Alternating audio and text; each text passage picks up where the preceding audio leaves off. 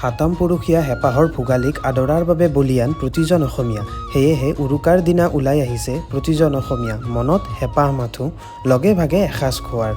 এনেহেন বিহুৰ বতৰত বজাৰ কৰাৰ মজাই সুকীয়া। মাছৰ বজাৰ কৰাৰ আগতেই সোমালোগৈ পাচলি বজাৰত। নানা ৰকমৰ পাচলি মোনা ভৰাই আনিলোঁ। ভোগালীৰ বজাৰত নানা ৰকমৰ মাছে সদায় বিশেষ স্থান পাই আহিছে। ময়ো ৰৌ, বৰালি আৰু আৰি মাছকে বাছনি কৰিলোঁ। হাঁহ কোমোৰাৰ অপূৰ্ব ব্যঞ্জনবিধ বনাম বুলি কাটি বাছি লৈ আহিলোঁ। গাঁৱৰ ল'ৰাহঁতে বনোৱা মেজিঘৰ চাবলৈ গুণুৰ লগত এপাক ওলাই আহিলোঁ। মেজিঘৰ দেখিয়েই লৰ মাৰিলে ভিতৰলৈ। ময়ো স্নেপ দুটামান লৈ ল'লোঁ। ৰাতিৰ সাজ লগে ভাগে খোৱাৰ বাবে ময়ো ডেকাহঁতক হাঁহৰ মাংসকে অলপ উপহাৰ দিলোঁ। এতিয়া লগে ভাগে খাওঁ বুলি গধূলি পৰলৈ আমিও আহিলোঁ বাইদেউ ভিনদেউহঁতৰ ঘৰত। মাষ্টাৰ চেফ ষ্টাইলত কেৰাহীত জুইকুৰা দেখিয়েই গম পালোঁ আজি ভিনদেউৰ হাতেৰে আখলত হাঁহ কোমোৰাৰ বেছ জুতি ভৰা এসাঁজ খাবলৈ পাম বুলি। একচুৱেলি অসমীয়াৰ স্বাভিমান এই ভোগালী বিহুটি। আশা কৰোঁ সকলোৱে বিহুটি উপভোগ কৰিছে। এতিয়া ভিডিঅ'টো সামৰোঁ। বাই।